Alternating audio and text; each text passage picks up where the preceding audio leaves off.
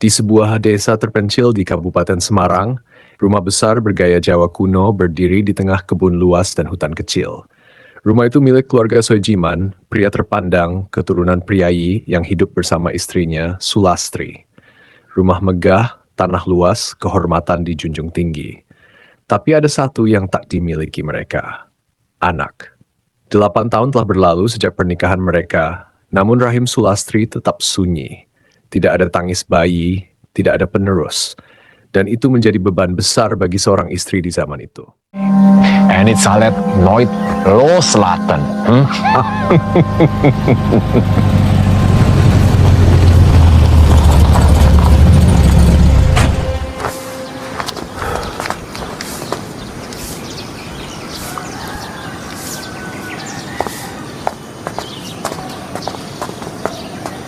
Kamu tahu paman dan bibimu sudah menyerahkan sebagian besar tanahnya untuk kemajuan wilayah kita.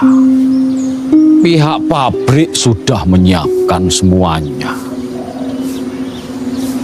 Tinggal tanahmu yang mereka butuhkan. Pak Lek, sudah sering kita membahas soal ini. Tapi kamu belum membuat keputusan. Kalau kamu mau menyerahkannya sekarang, kita masih bisa membuat perjanjian dan kamu masih bisa mendapatkan keuntungan sebagian dari pabrik. Saya sudah katakan berulang kali, Pak Lek. Saya tidak akan pernah melepaskan tanah milik saya kepada siapapun. Tanah keluarga Hastungkoro.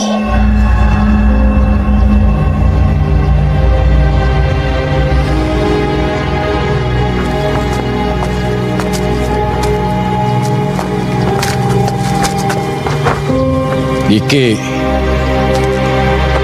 dokumen yang kamu butuhkan. Izin pabrik itu sudah kuurus. Bacalah baik-baik. Wah, Pak Lek dan Menir, mengapa tidak mengabari dulu? Kalau mau mampir, kan bisa kami persiapkan tempat istirahatnya. Silakan kamu. Swadeja. Aku hanya mampir sebentar. Suamimu sudah tahu tujuanku. Baiklah kalau begitu Pak Lek. Monggo diunjuk. Alsjeblieft meneer.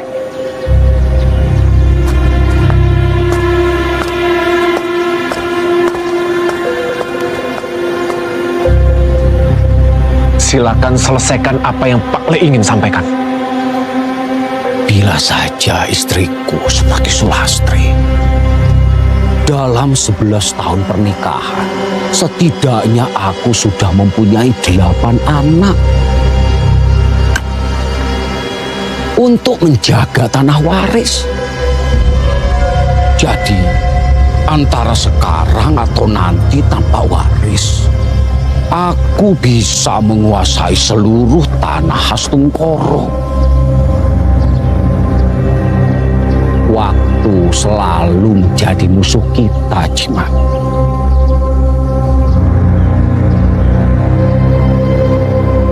Pak Lekmu bersikeras lagi, Kang Mas. Jangan kamu pakai lagi kebaya itu. Buang kalau perlu. Saya tidak suka.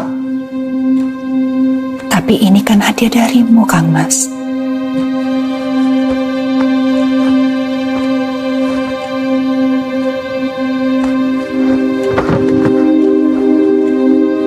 Dari mana kamu pagi tadi?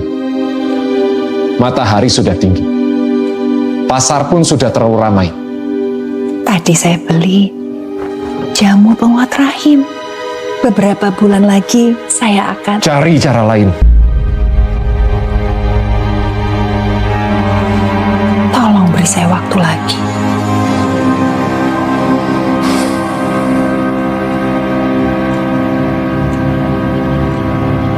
Bagaimana kalau saya yang bicara dengan Pak Lekmu?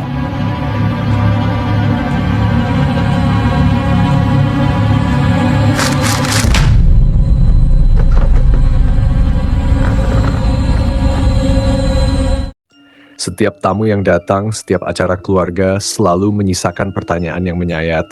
Belum juga dikasih momongan Bu Sulastri.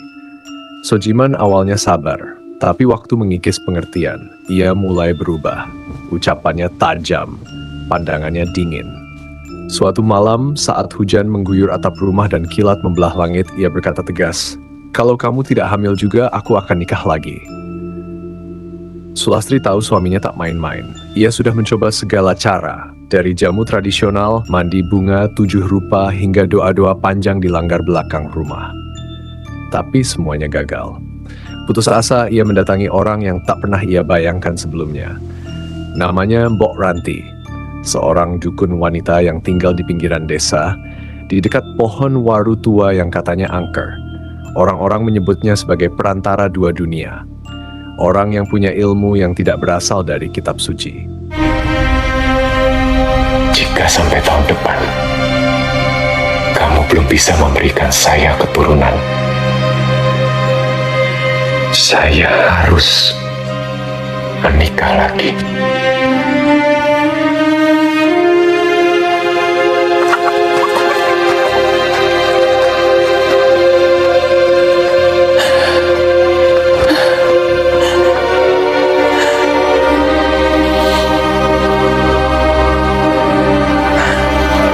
Ayo toh, cepetan. Arab nang ndi toh buru-buru? Lah, kamu lupa. Istri aku kan orang iso hamil. Orang iso hamil? Iya. Lah terus? Aku harap antar istriku ke Mbok Tukina di desa seberang. Mbok Tukina siapa? Ibu tua yang katanya iso ngasih keturunan. Emang wis pun hasilnya? Kata istriku, wis. Wes, beneran? Yo.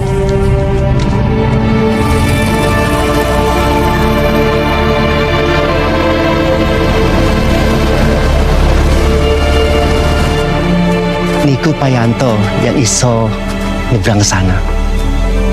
Dan ayo.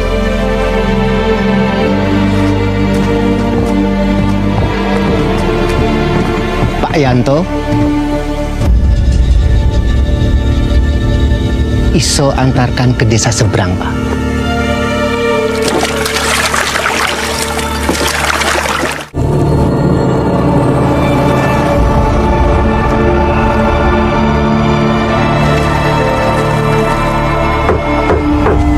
Mbok.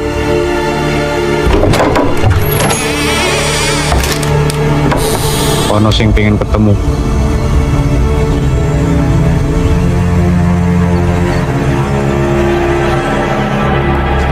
Apa kamu sudah tahu kalau jaluk tulung karo aku itu beda dengan kamu jaluk tulung ke dukun-dukun yang lain?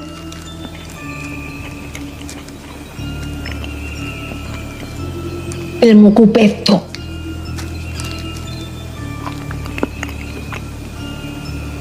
Ilmu hitam. Dan kowe harus menjalankan ritual. Dan ini tidak main-main.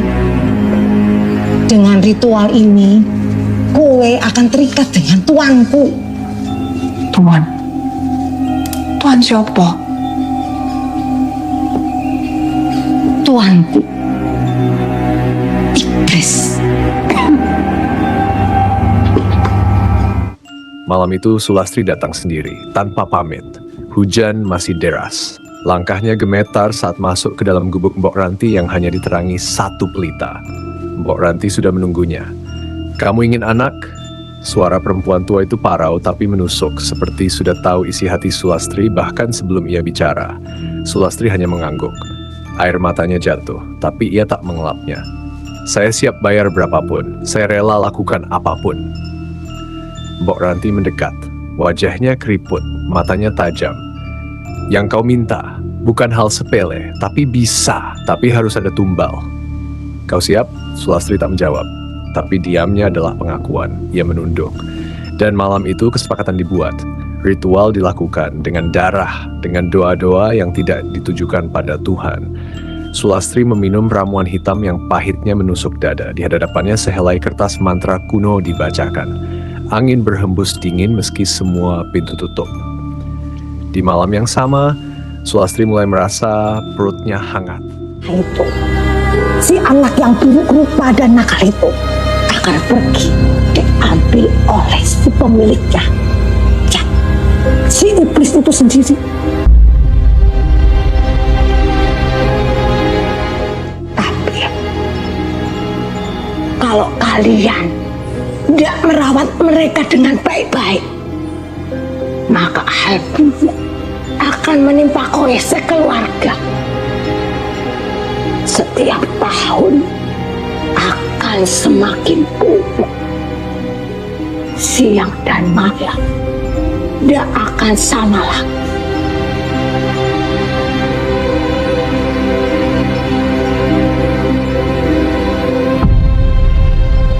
Wahai iblis, wonten mriki wonten manungsa ingkang ajeng-ajeng bantuanipun panjenengan. Nyawiji piyambakipun kalih panjenengan paringi piyambakipun kekajengan.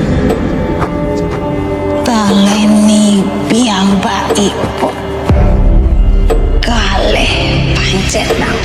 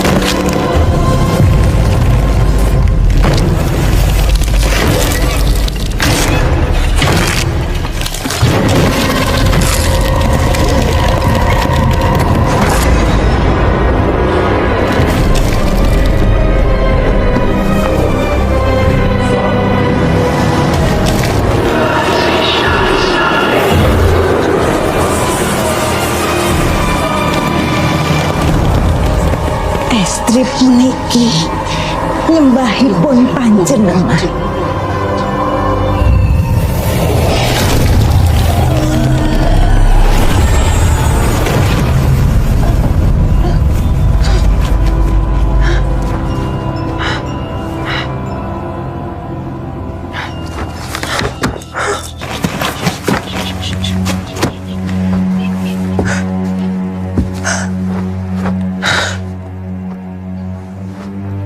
Bulan lagi kowe pasti meteng.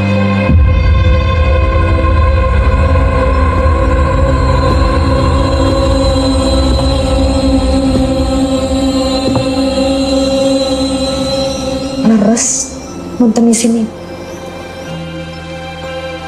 Kalih anak kembar Doro.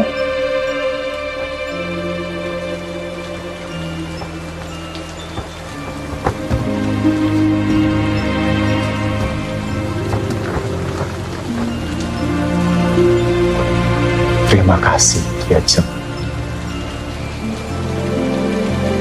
Mbah Tukina, Sektio, Ki Ajeng baru sekali dipijit, langsung isi. Nanti mau dikasih nama siapa? Laki-laki atau perempuan? Perempuan.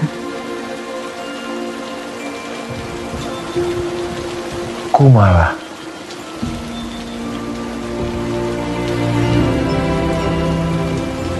Satu lagi.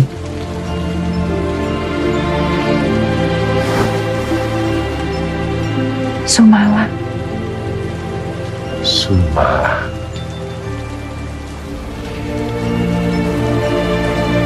Sugir!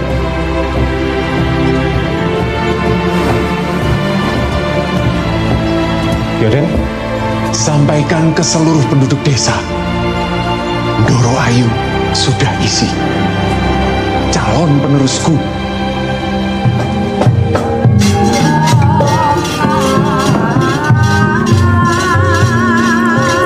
Niko Bapak Ibu, siram jamas sarono pambrating Sengkala Sukerto.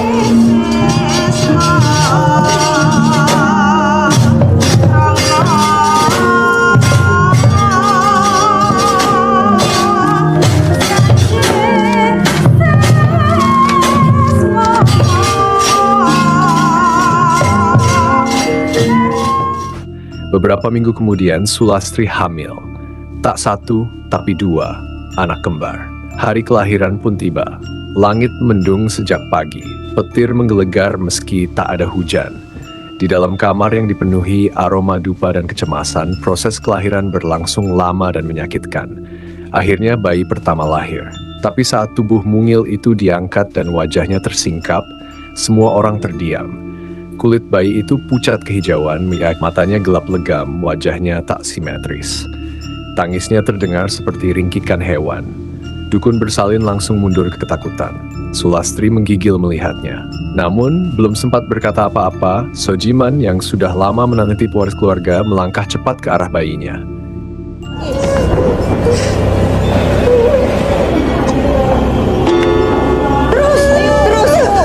Sekali lagi, Ndoro. Tarik nafas lagi, Ndoro. Lagi, sedikit. Terus, Ndoro. Sedikit lagi. Ndoro. Ayo, ayo.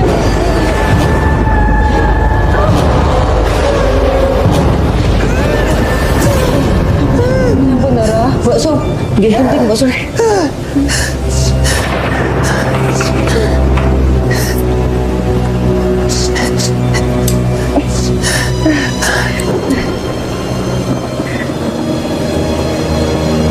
Duk. Duk.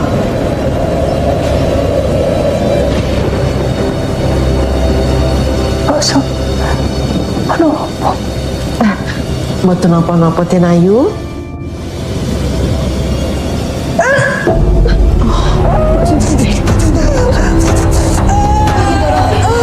Ayo, Ndoro.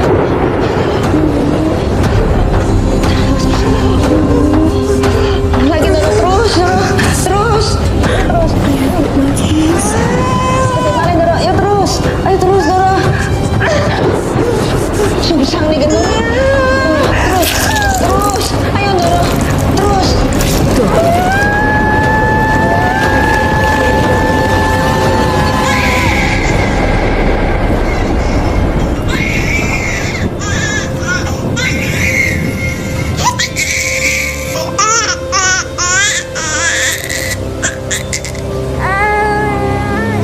Tangi, Duk.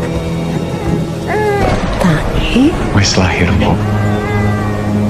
Sampun Den Bagus.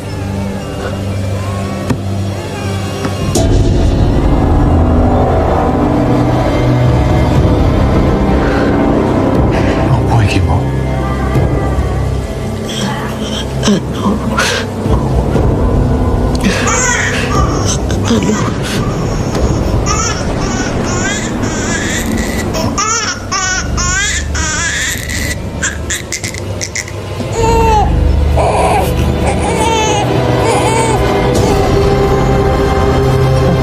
Oh, kuwi. Sewu, Ndoro. Bayi ini pun Kuciro. Jajat. Nggih, Ndoro.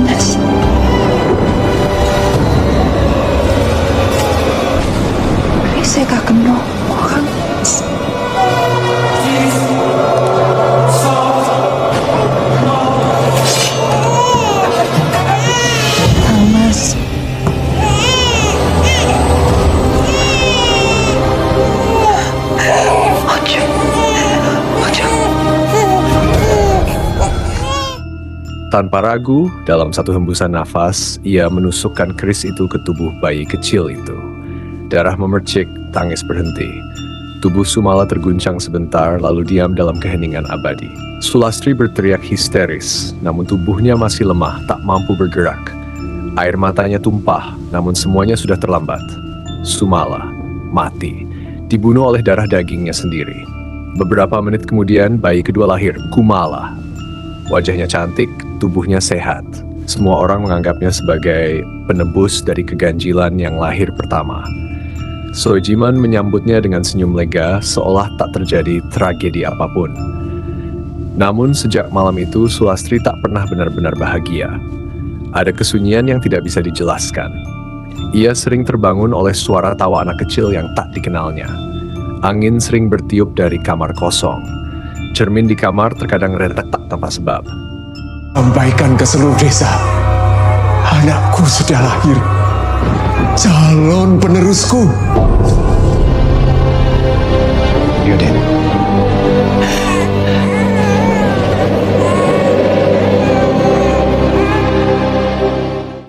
Kumala tumbuh dengan tubuh sehat, tapi lambat laun tubuhnya mulai melemah, kakinya mengecil. Ia sulit berjalan. Warga desa mulai berbisik, itu akibat tumbal. Yang mati bukan anak manusia. Keluarga itu menyimpan aib. Kumala menjadi sasaran olok-olok.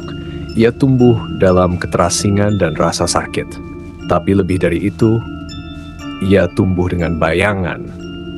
Bayangan yang hanya bisa ia lihat. Bayangan seorang anak kecil yang selalu berdiri di ujung kamar atau duduk di pojok rumah sambil berkata, "Aku juga ingin disayangi." Dan itulah awal dari teror, karena roh yang dibunuh tak pernah benar-benar pergi.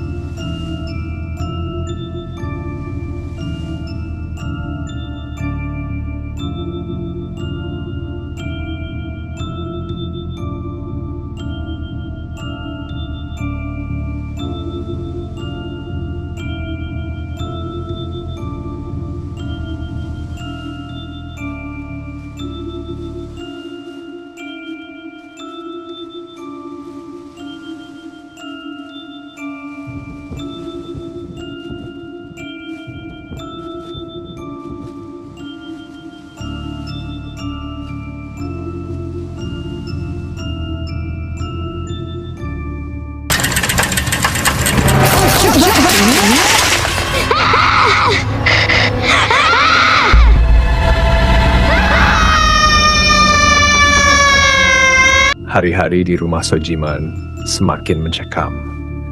Kumala, anak perempuan satu-satunya, kini tumbuh menjadi gadis pendiam dan penyendiri. Tubuhnya cacat dan jalannya pincang, wajahnya yang suram membuat anak-anak di kampung sering mengejek dan melemparinya dengan batu. Namun, penderitaan fisik itu belum seberapa dibanding beban batin yang ia tanggung setiap hari di rumah. Soejiman, ayahnya sendiri memperlakukan dengan kasar. Setiap gerak-gerik Kumala, sekecil apapun, selalu dianggap kesalahan. Ia sering dimarahi, dibentak, bahkan pernah dikunci berhari-hari di lumbung padi hanya karena menumpahkan air. Sulastri, ibunya, tak mampu berbuat banyak. Rasa bersalahnya atas masa lalu membuatnya memilih bungkam dan pasrah. Hanya satu orang yang benar-benar menyayangi Kumala, Mbok Rini, pembantu rumah tangga mereka sejak lama. Mbok Rini lah yang diam-diam membawa makanan saat Kumala dikurung, yang membersihkan luka-luka Kumala, dan yang selalu membelanya saat Soejiman meluapkan amarahnya.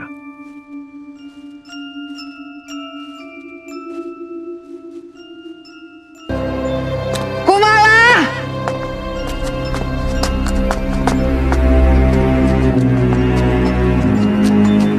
Nggak ada, Denayu. Sudah dicari di kebun. Wes deh. Pekerja wis goleki. Pancet gak ono.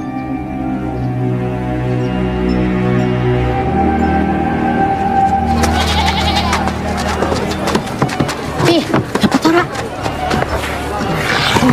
Iki. Sopo kuwi? Anaknya Pak Sujiman. Kumala. Bapakku kerja di kebunnya. Katanya anaknya Sinting.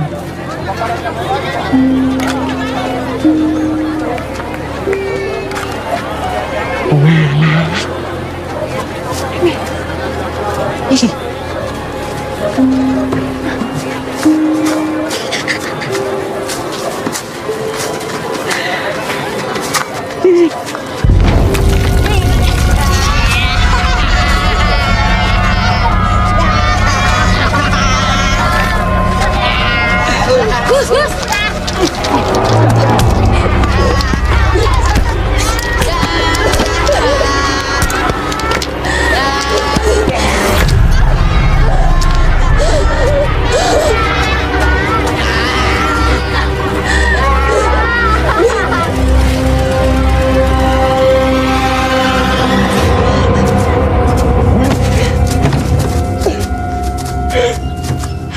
Den Bagus, nyuwun tolong. Jangan. Sukir. Ya, Den. Yupu becut. Ya, Den. Kowe iki wis dikandani. Jangan keluar rumah. Malah nekat main jauh sampai ke pasar. Bikin malu. Hah? Niki, Den. Ampun Den Bagus. Jangan. Ampun Den. Jangan Den. Kang Mas,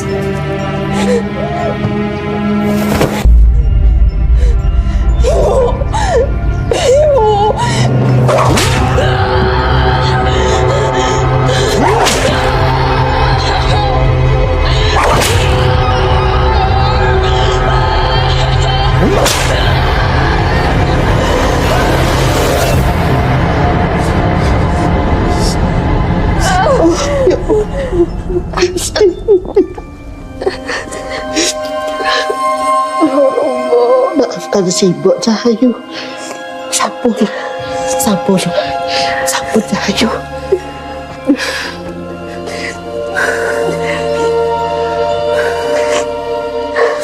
Si Mbok tutup ya.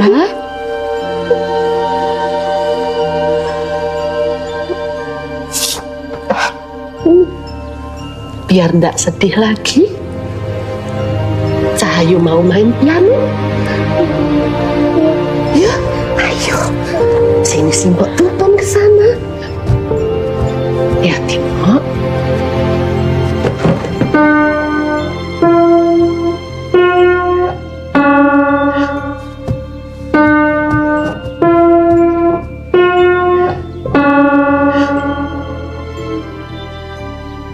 Nok.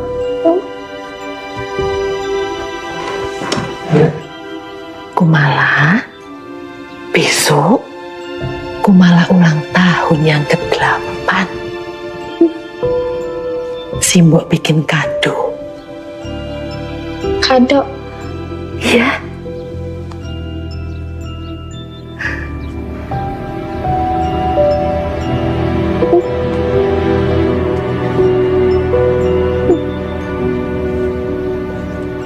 Atur nuwun, Mbok. Nggih. Denok suka.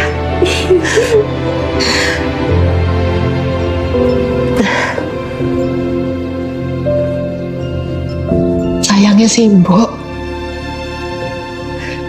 sayang sama Denok.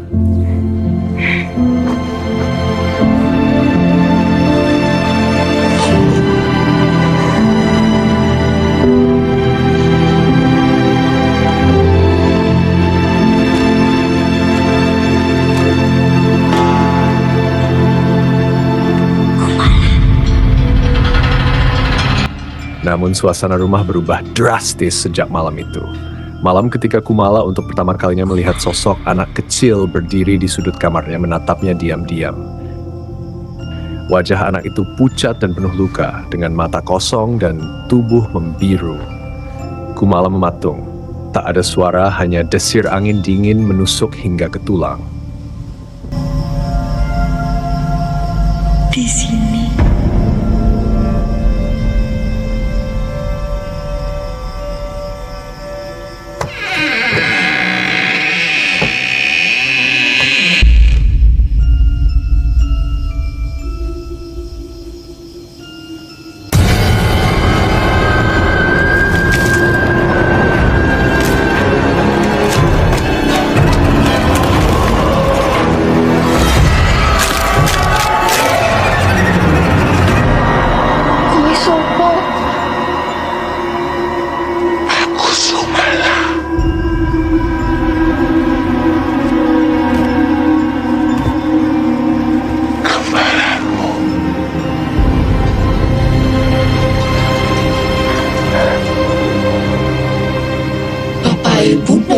cerita kalau kamu punya kembaran.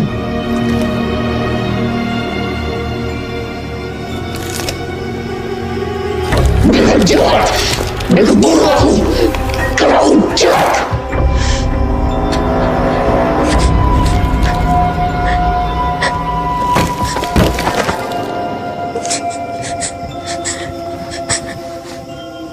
Ojo wedi, aku nggak akan jahat sama kamu. Aku sayang sama kamu, Kumala.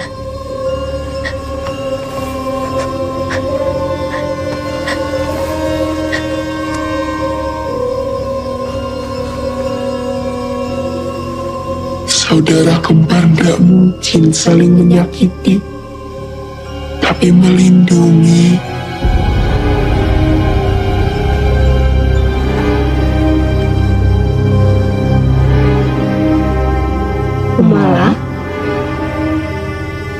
Kumala ingin teman kan?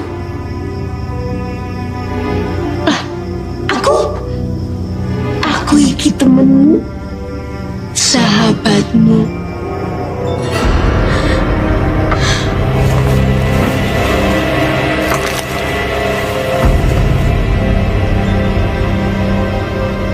Mulai saiki, siang malam anak bedo yuk.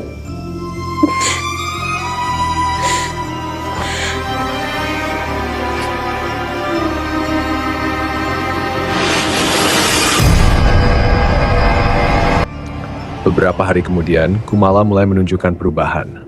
Ia sering berbicara sendiri, matanya kosong, dan ia mulai menggambar dua sosok perempuan identik dengan warna hitam dan merah pekat. Ketika ditanya, ia hanya menjawab lirih, "Aku dan Sumala." Kejadian-kejadian aneh mulai bermunculan. Cermin di kamar Sulastri retak dengan suara keras. Pintu-pintu terbuka sendiri, suara tangisan anak kecil terdengar dari lumbung tengah malam. Soejiman marah dan menuduh Kumala sebagai pembawa sial. Kumala yang kini sering kerasukan Sumala mulai menunjukkan perilaku menyeramkan.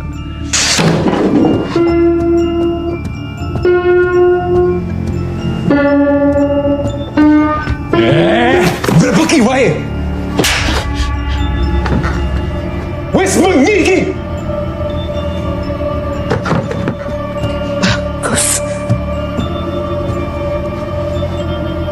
Urus sono anakmu.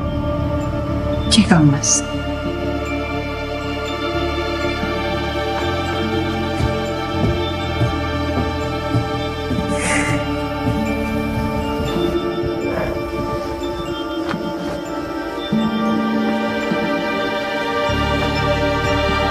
Mbok Sok. Gitin ayo.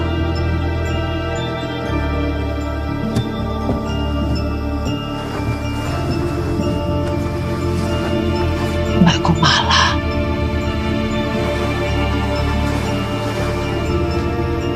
Sabar yo.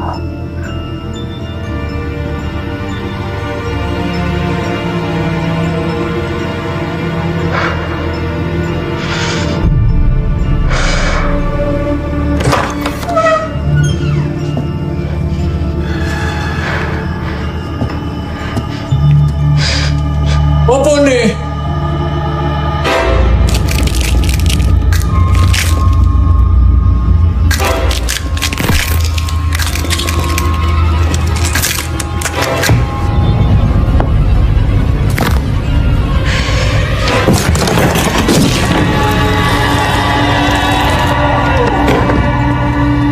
Wonten napa, Kang Mas?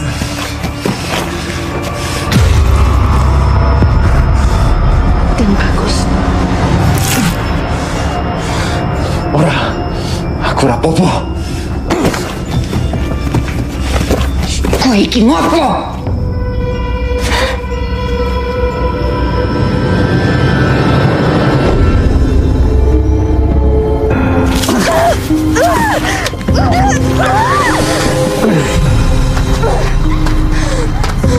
Nek kowe isih wani karo aku, kowe bakal tak hukum koyo ngene saben dina.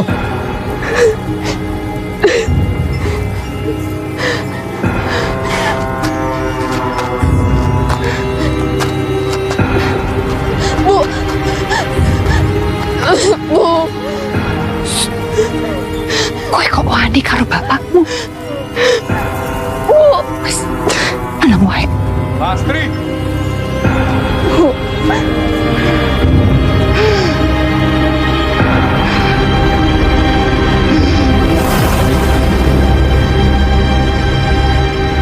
Simbo bikin kode kesukaan Mbak Kumala.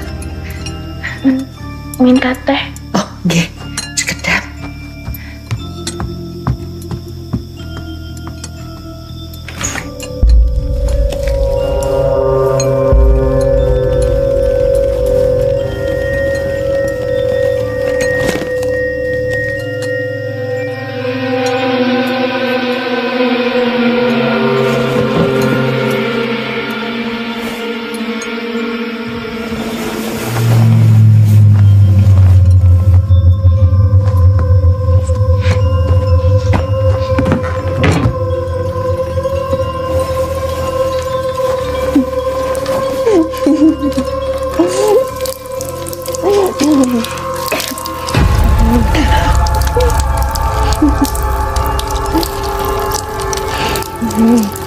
Neranyak kowe.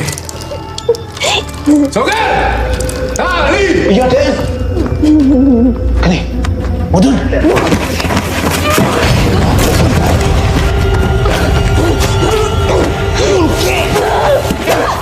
Aduh, Kumala sudah.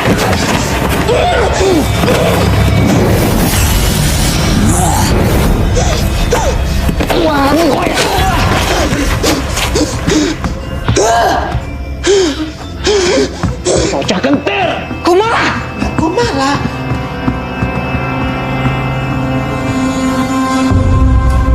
Kumala. Mbak Kumala. Dolengan gitu.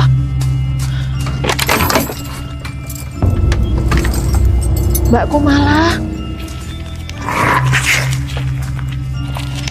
Asum. Inggih. Mbak Kumala lagi ngapain?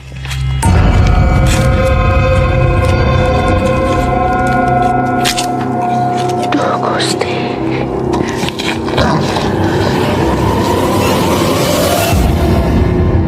Duh. Semalam itu kok Kumala seperti itu, kenapa? Kok bandel banget? Yang bandel bukan Kumala, tapi Sumala. Sumala.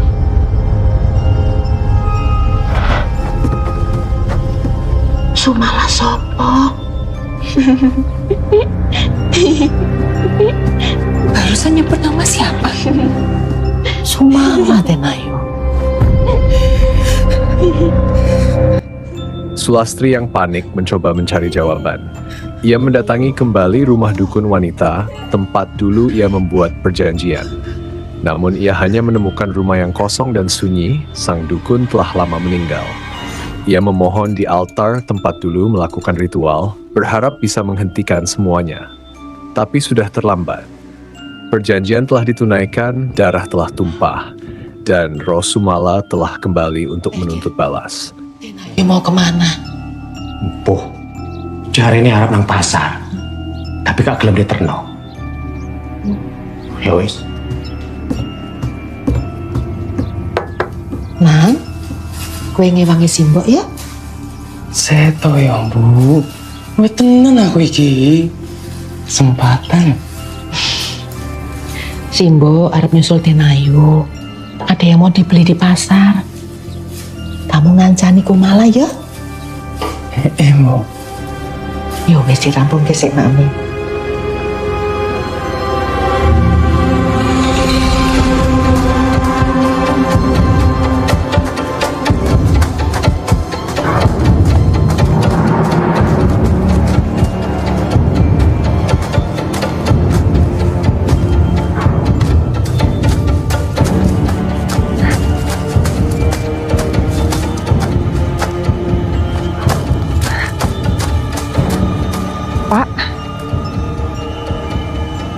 Tolong terkemene nimbah tukina, Pak.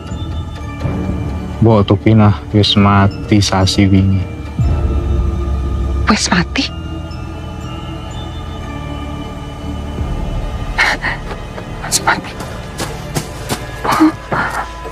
Den Ayu. Ngapunten. Aku salah. Nggih. Wonten masalah napa Den Ayu? Aku wis bikin perjanjian karo iblis. Duh Gusti.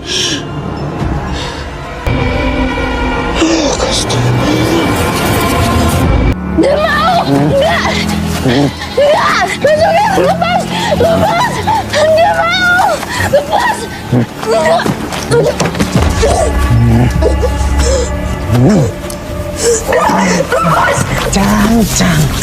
Jang sing kenceng.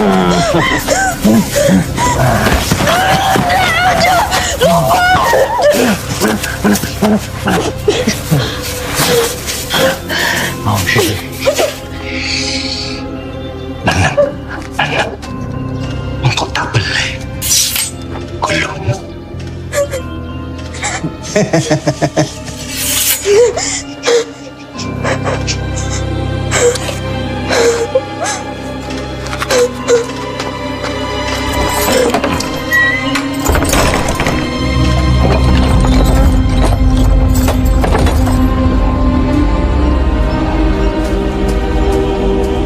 Dan bagus. Nyuwun tulung.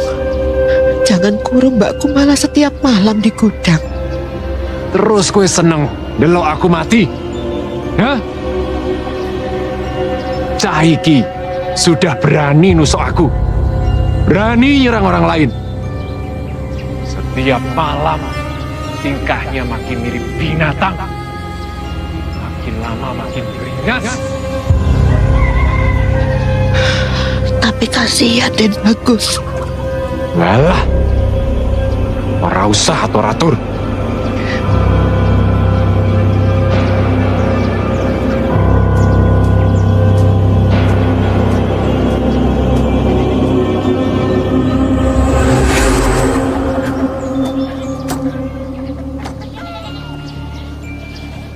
Duk.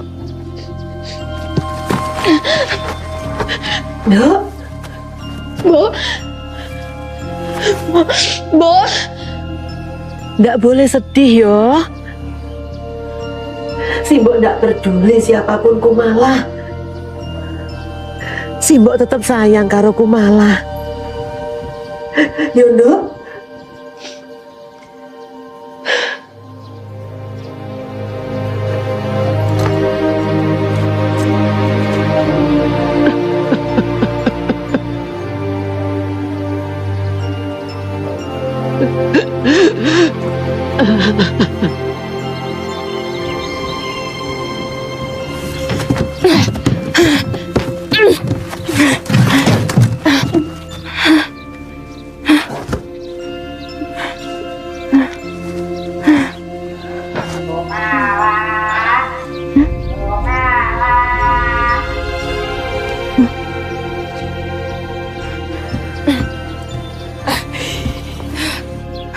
Jalanan yuk.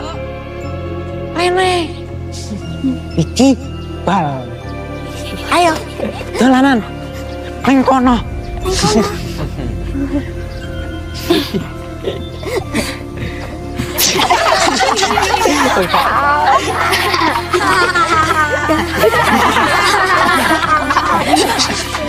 Udah.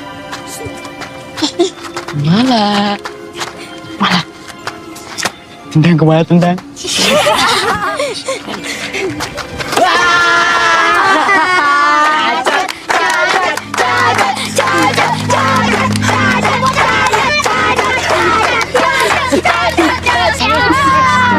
Jangan apa? Kasihan. Nangis. Jangan gitu. Pakai ini aja.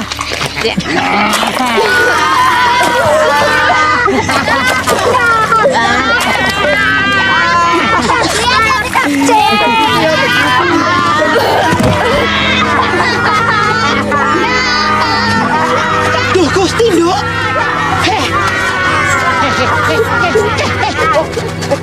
Bocah kok do nakal kaya ngene to?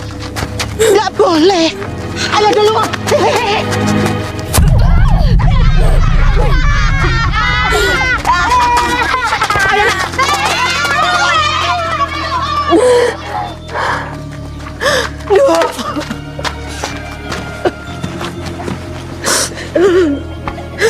Sing sabar. Sing sabar.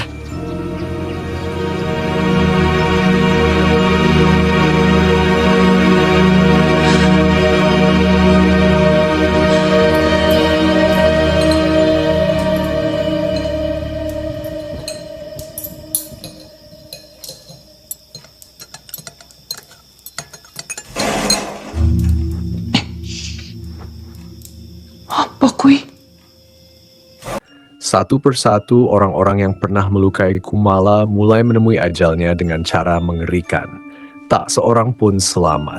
Bahkan Mbok Rini yang selama ini menjaga Kumala pada akhirnya harus menghadapi sisi gelap sang anak. Ketika roh Sumala mulai mengaburkan batas antara pembalasan dan pembantaian. Tapi ini lebih keras dari biasanya, Kang Mas.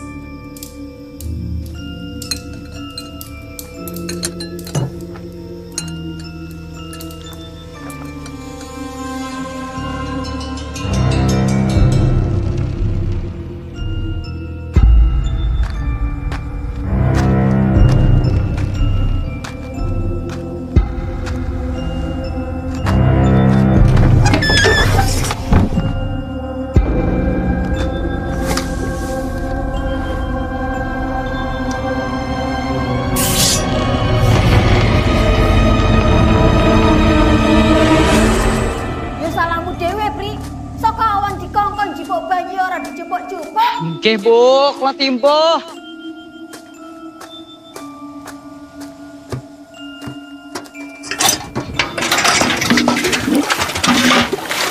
Supri.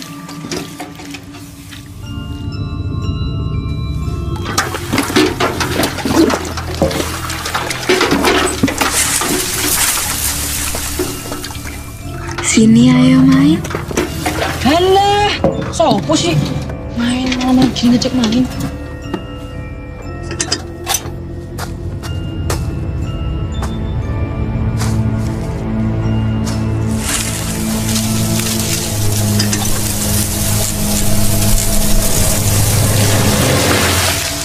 Enak tuh keles, makane ojo ganggu aku.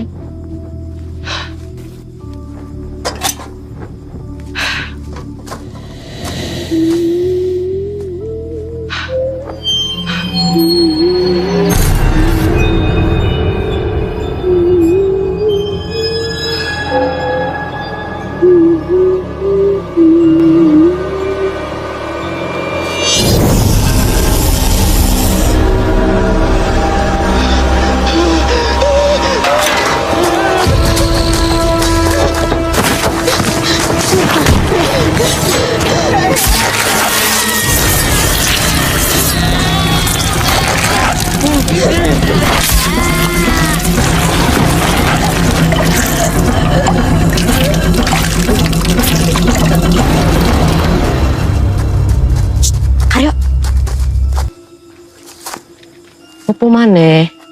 Ibuku senengnya aneh. Aku sapur malah dikongkon. Yo. Tapi kasihan pamanmu. Ora ono sing ngurus, yo ndak diantarkan panganan. Tambah loro. Sukro. Karyo.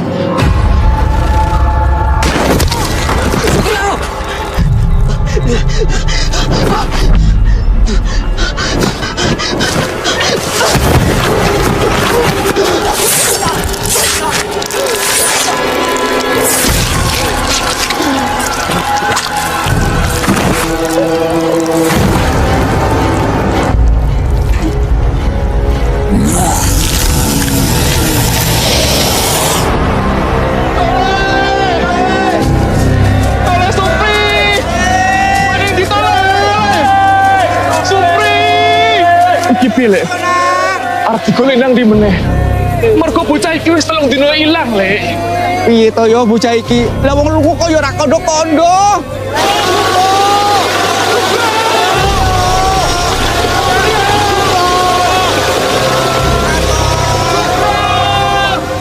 Kepareng matur Pak Kades. Para warga menika sampun madosi lari-lari nganti seberang dusun. Ya wis. Yen ngono, pencariannya diperluas maneh. Yo. Saya akan koordinasikan dengan kepala-kepala desa lain. Bapak-bapak, sing penting jogo anak-anak jangan sampai keluar rumah setelah maghrib. Yo.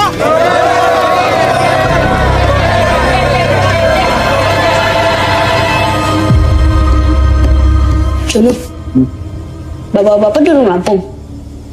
Nang ngomongnya Pak Kades. Dorong. Pemenang tekan subuh. Opo, Supri, Karyo, Kasukro di Pangboyo. Wedibe. Di pangan macan yang alas. Oh iya macan tenan.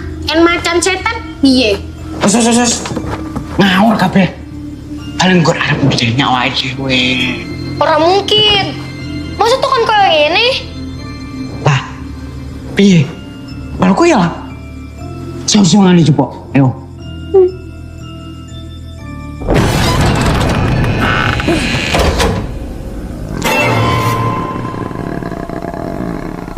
Kumalah.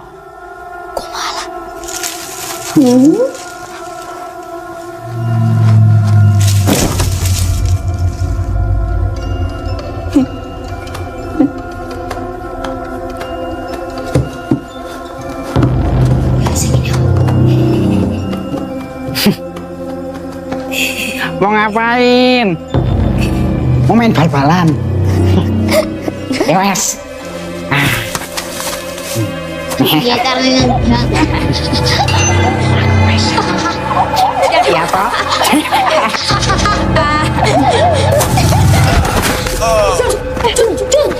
Jun.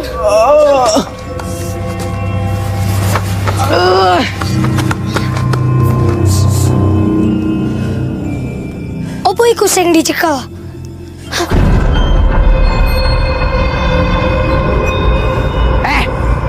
Arep nyudu sapa kowe?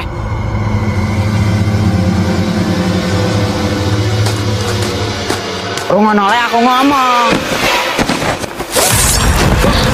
Kono ajar, kau pateni gue.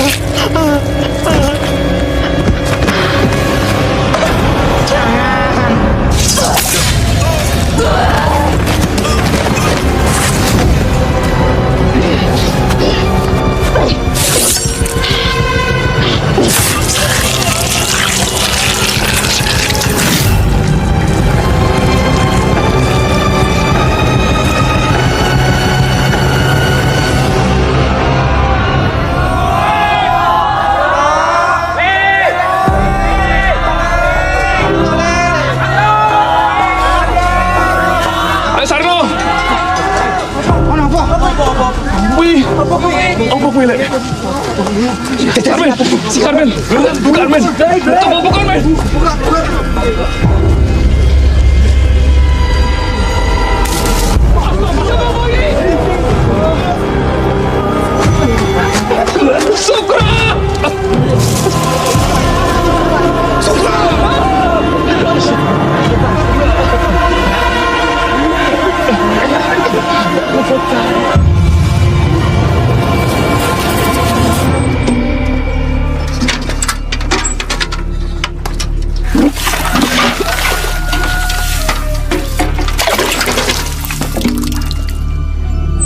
Apa iki? Apa iki? Nah, tolong. Apa iki? Ya, Bu. Kok iki delok tolong.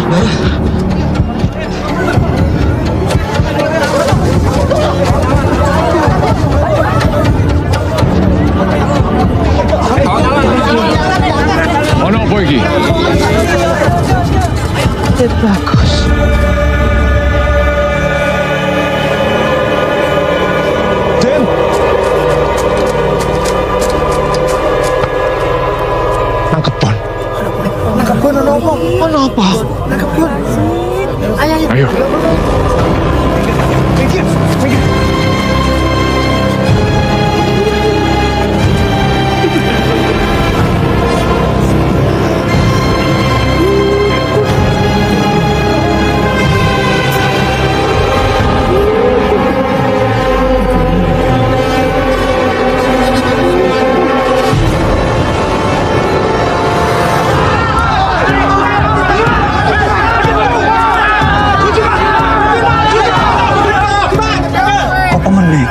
Sokir, di Sujiman, di.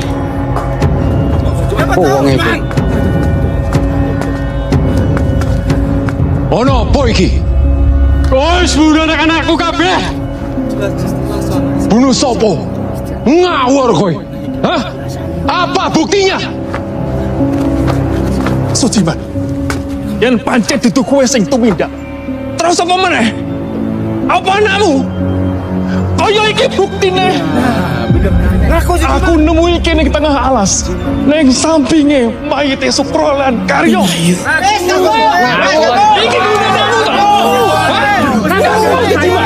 Dia ndak mungkin melakukan itu. Asal anak edan kowe ya. Yo, anakmu kuwi anak edan.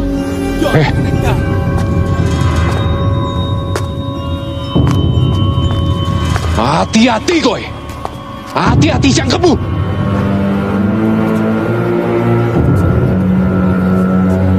Pulang. Bubar sekarang. Ayo pulang. Biar saya selesaikan urusan ini dengan kepala desa. Kalian jangan suka asal nuduh. Pulang. Ayo pulang. Bubar.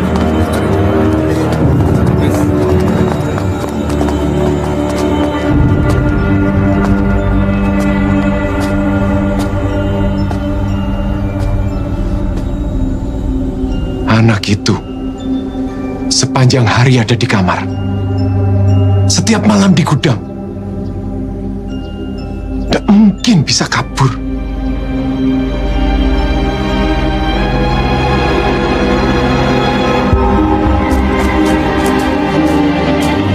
Saya harus memastikan bahwa selama Kumala dikunci di gudang ini setiap malam, dia tidak mungkin bisa keluar.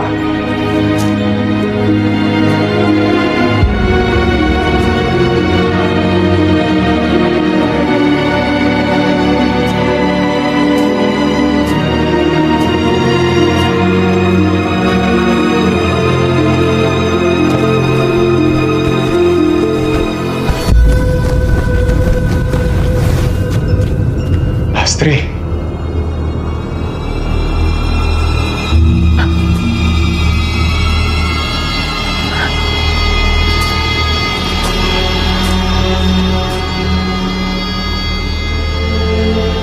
Tetap tidak mungkin Kumala yang melakukan. Bukan Kumala, tapi Sumala. Sopo semua.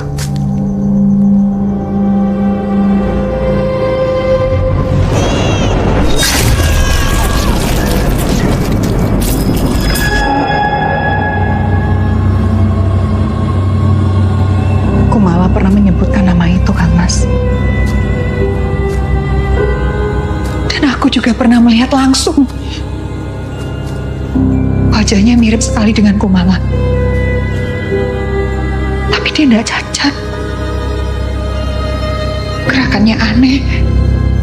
Dan dia selalu ada di belakang Kumala. Kenapa dia Jeng tidak bilang dari dulu? Baru sekarang. Seharusnya Kang Mas merawat dia, bukan ngebunuh dia. Ini semua gara-gara kamu. Semua jadi berantakan.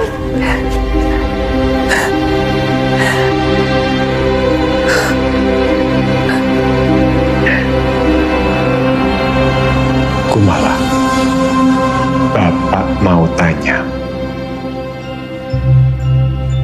Opo Sumala sing mateni anak-anak itu?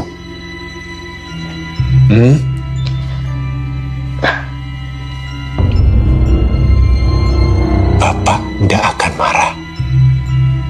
Bapak janji.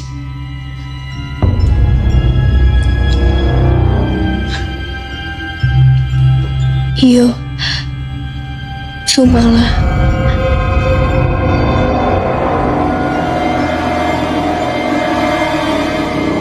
Aku sudah bilang jangan. Tapi dia pengen bunuh semua yang sudah jahat sama aku.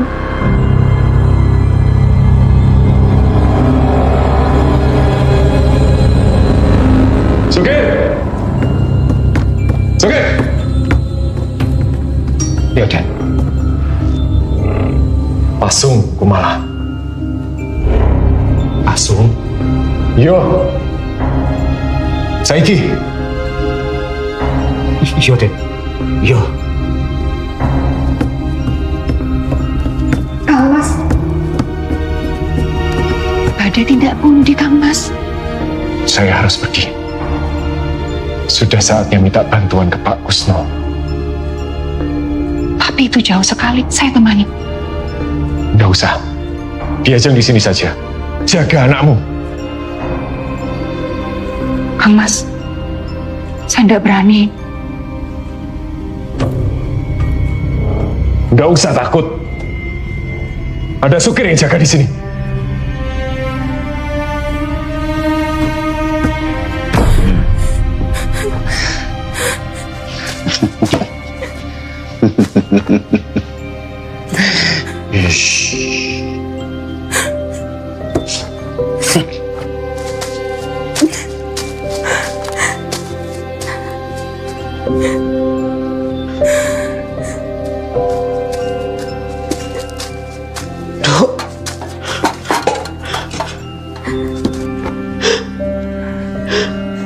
Kok ini menasibmu, Dok?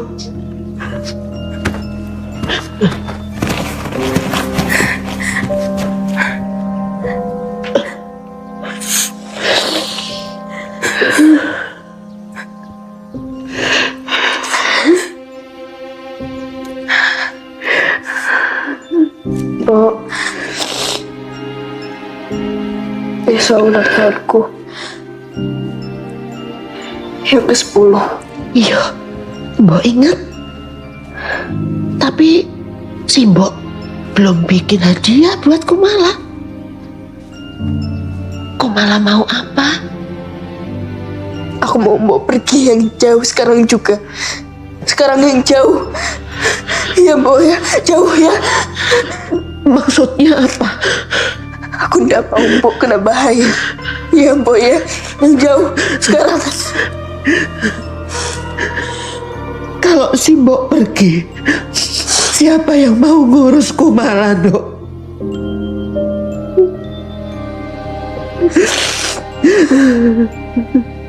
Terima kasih.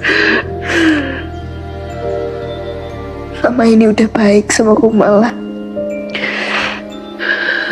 Kumala sayang sama si Mbok. Dok, si Mbok sayang banget karo Kumala.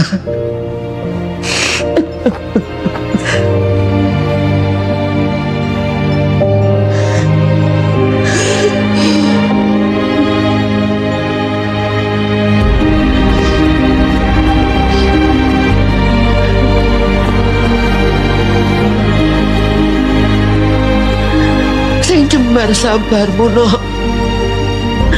Hati-hati, Cahayu.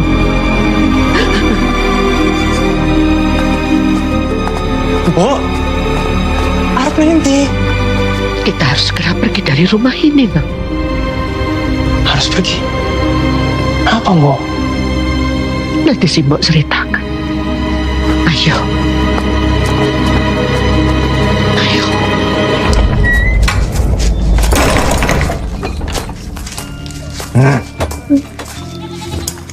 Oke, pangan. Orang enak. Kau niku yo. Panganan lu enak gak gelem. Gelem apa? Iku. Iku lapo kon pangan? Jarno ae. Tak dungakno wadangmu mules.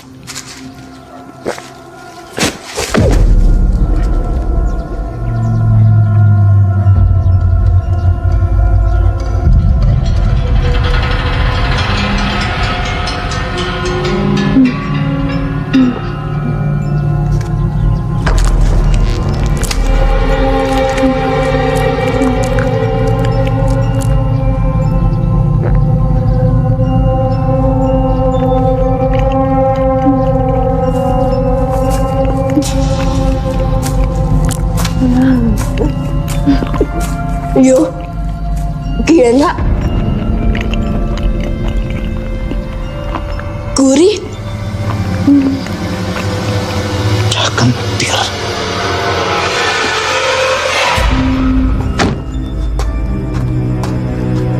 Kang Sekar tumati ana jiwa lan raga tanpa rasa anekane jiwa lan raga dadi kubra.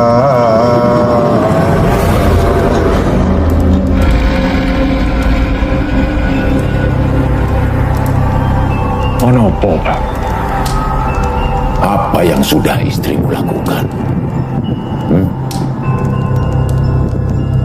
Dia sudah bersekutu dengan iblis demi bisa mendapatkan keturunan.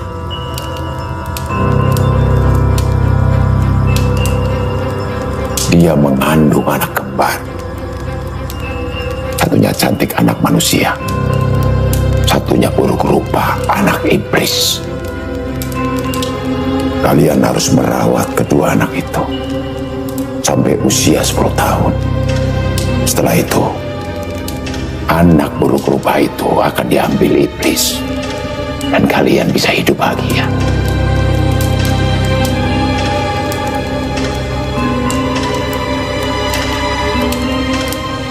Tapi kue malah membunuhnya. Iblis sangat marah. Terus kados pundi, Pak?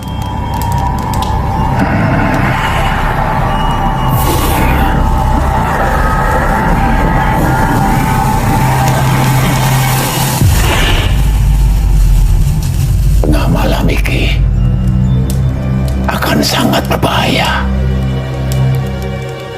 Tepat 10 tahun umur Kumala, ia akan sepenuhnya dikuasai oleh Sumala. Siang akan jadi seperti malam. Tidak ada bedanya.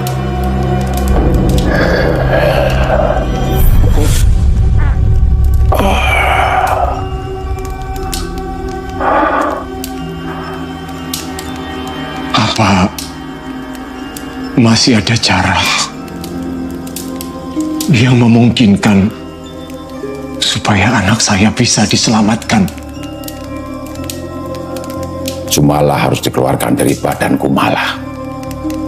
Kalau tidak, selamanya Kumala akan menjadi Sumala si anak iblis itu.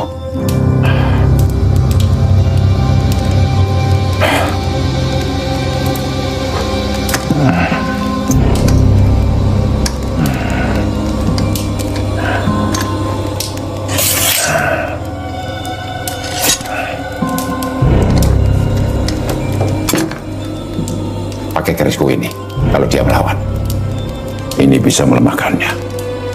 Bawa dia ke sini, aku akan siapkan ritual untuk mengeluarkan Sumala dari Kumala. Tapi kalau sudah terlambat, kamu terpaksa harus menusuknya. Tepat di kantungnya.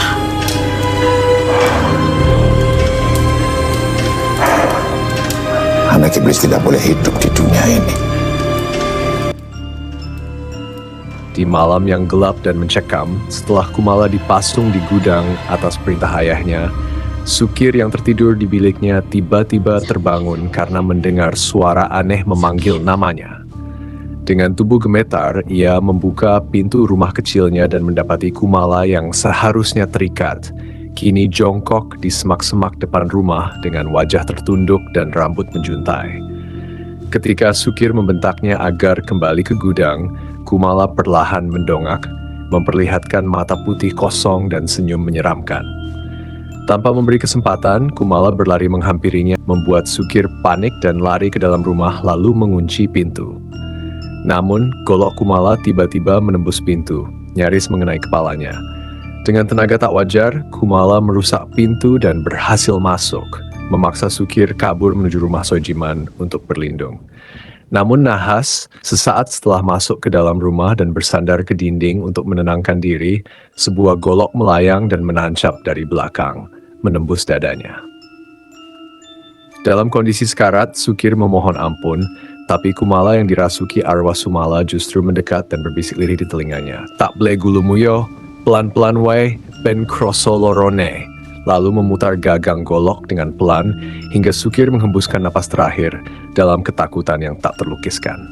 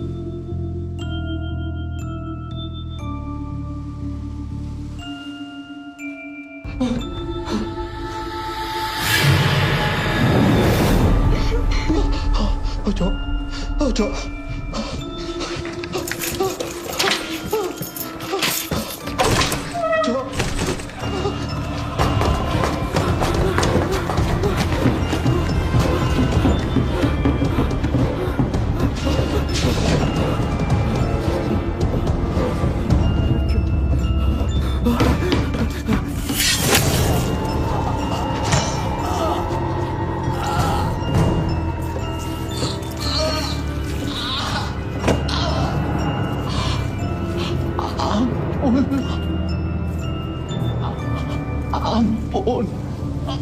Beno. Tak boleh gulumu.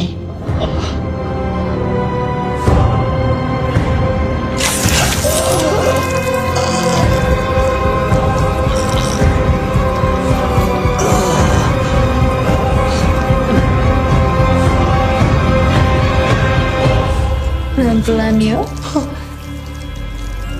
Biar lebih enak sakitnya. Jangan sempurna nak.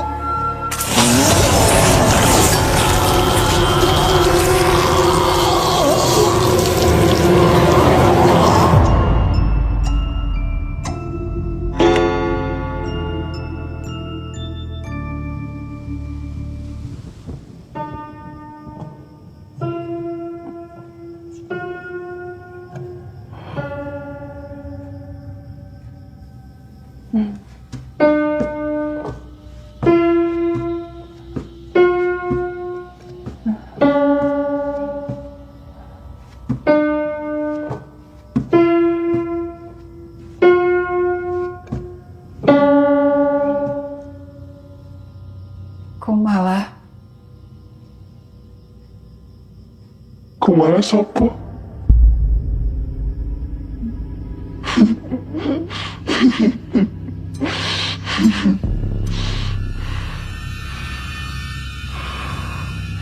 Dok.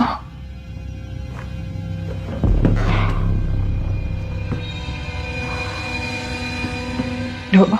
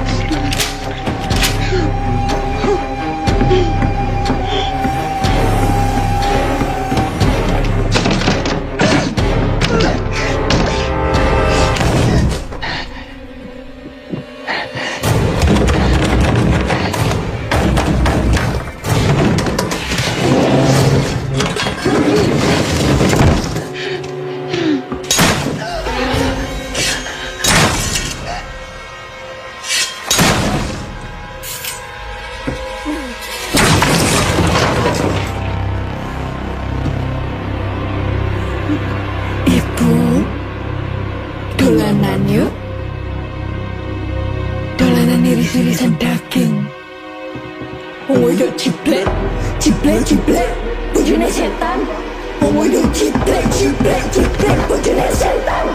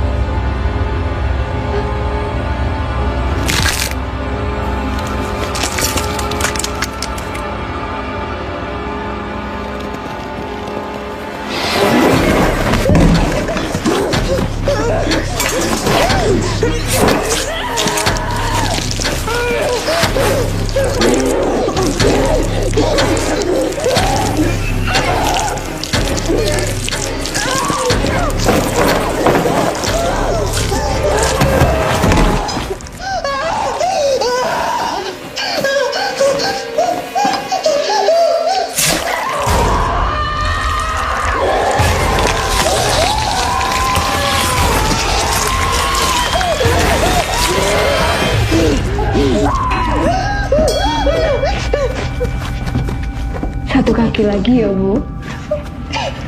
Kenapa gerak? Sakit toh, Bu.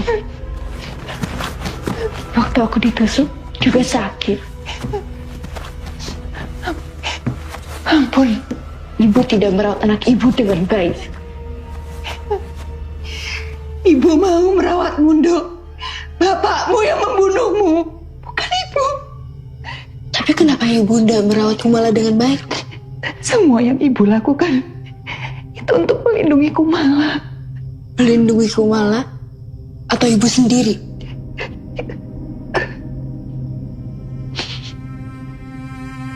Ibu ngerti.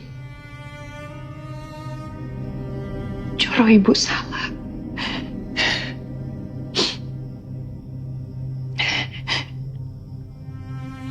Boleh Ibu ketemu karo Kumala.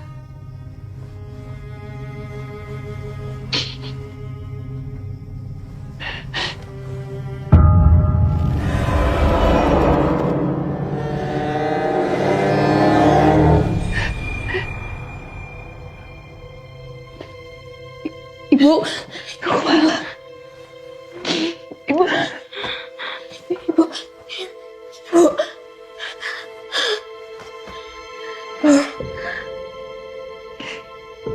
Bu jaluk ngapura yono.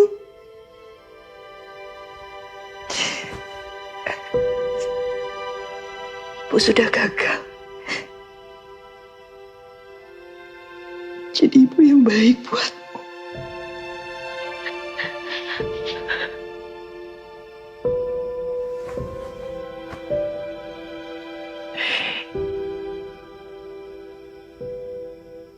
Maafin Ibu Yondo.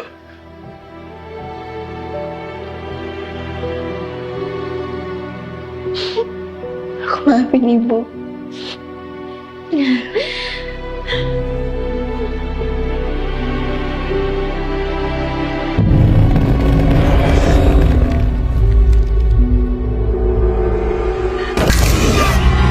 Tapi aku enggak.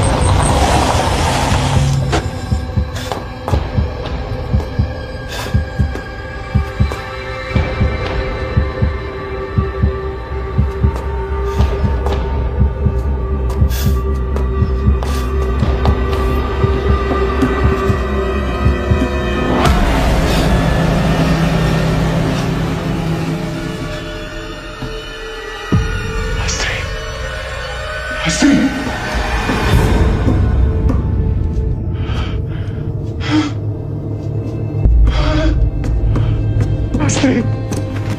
Astri.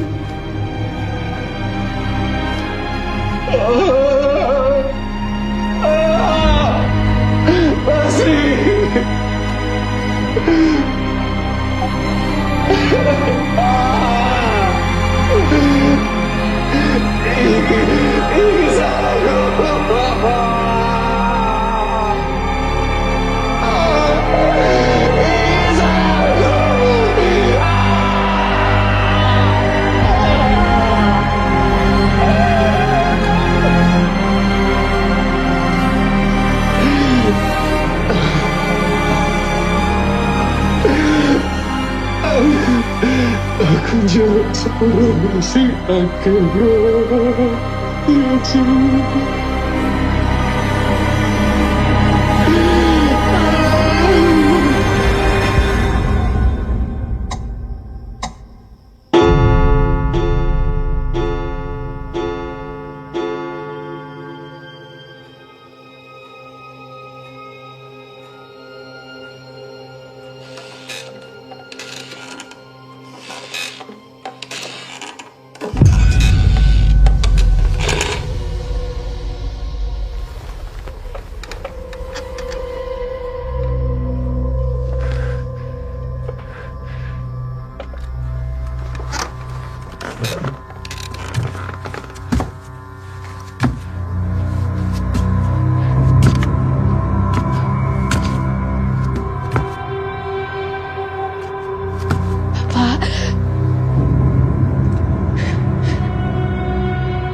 Tolong, Pak.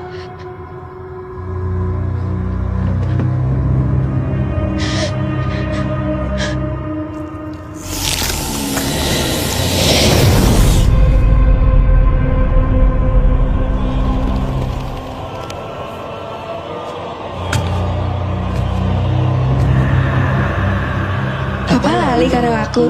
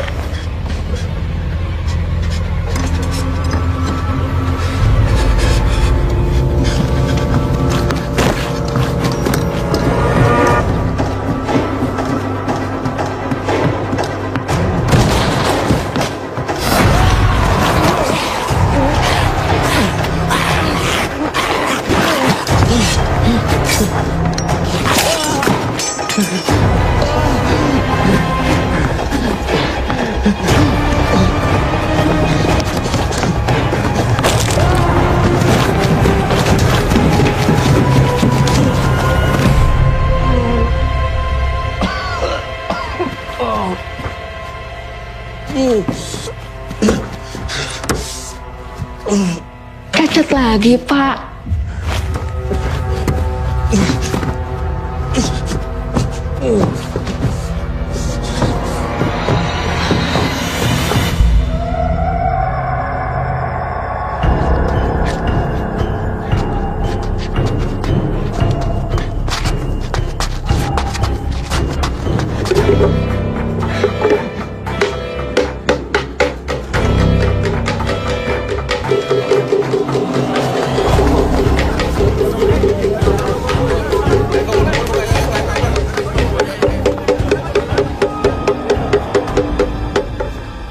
Suciman, kenapa Pak? Kenapa Pak? Istri saya mati.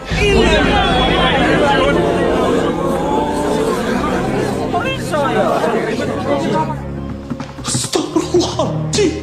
Astagfirullahaladzim. Kau ngelakoni kau yang sugir. Yowis, bapak-bapak, periksa tengah harap yo. Sampean, dari aku. Ayo.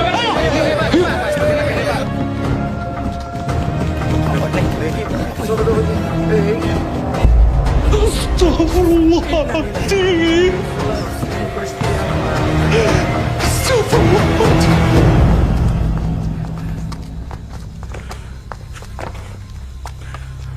Sebenarnya apa yang terjadi?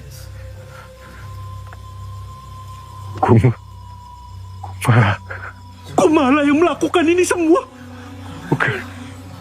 Bukan Kumala. Tapi kita harus cari Kumala. Cari sampai ketemu. Berarti selama ini memang benar. Kumala yang sudah membunuh anak-anak kita. Bukan. Ayo kita cari dia. Kita cari dia. Bukan Kumala. Bukan Kumala.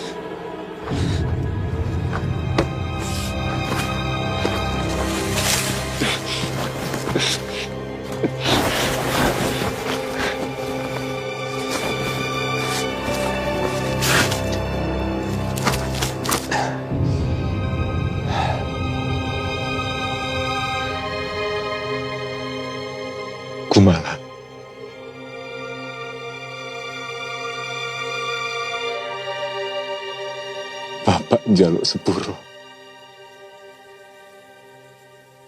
Kanggo kabeh salahe bapak. Melu bapak yo. Tak tambani karo Pak Kusno.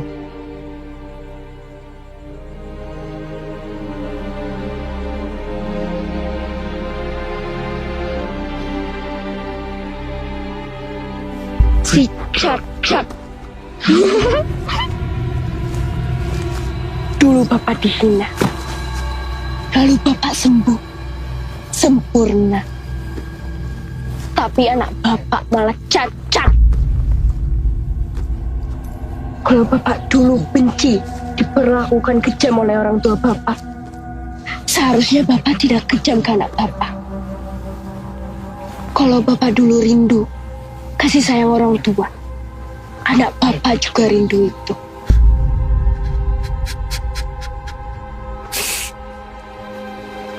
Di dunia ini tidak ada yang benar-benar sempurna, Pak. Iya, nangislah, Pak. Tidak apa-apa. Nangis.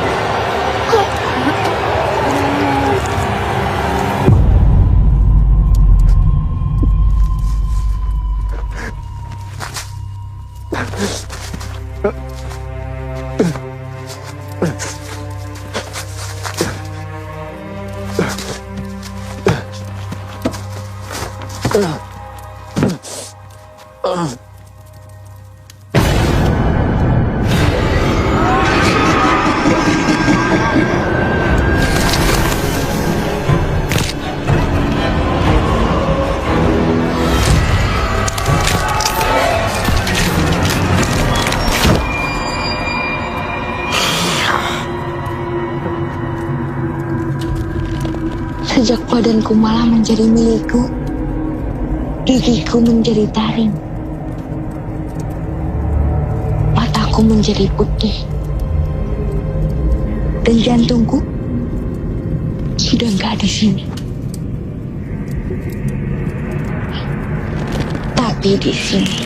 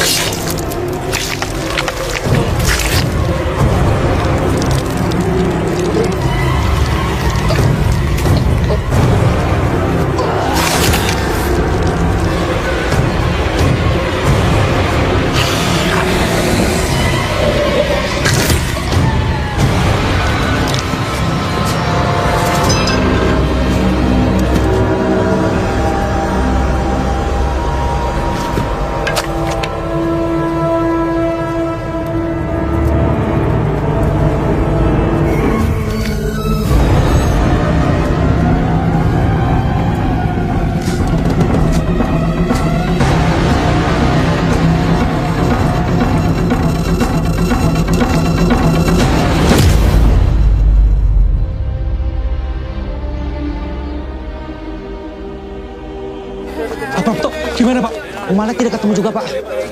Pak Sujiman? Tidak ketemu juga. Kebun jagung. Ayo. Sabdo. Apa tuh? Udah. Kenapa Sabdo? Kono. Hah?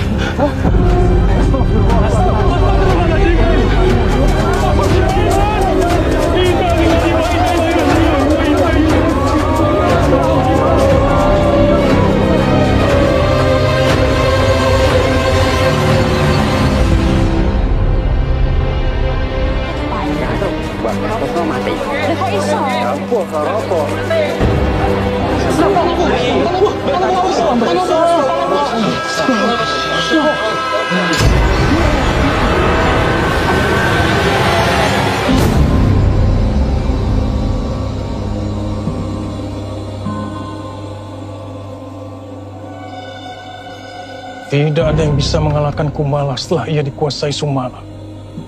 Dan sejak saat itu, dia tidak pernah ditemukan. Mulanya aku selalu ngingeti, nek wis maghrib, kabeh wis kudu ono nang omah. Jangan pernah keluar malam-malam, atau Sumala akan memburumu. Terutama anak-anak yang masih berkeliaran saat gelap.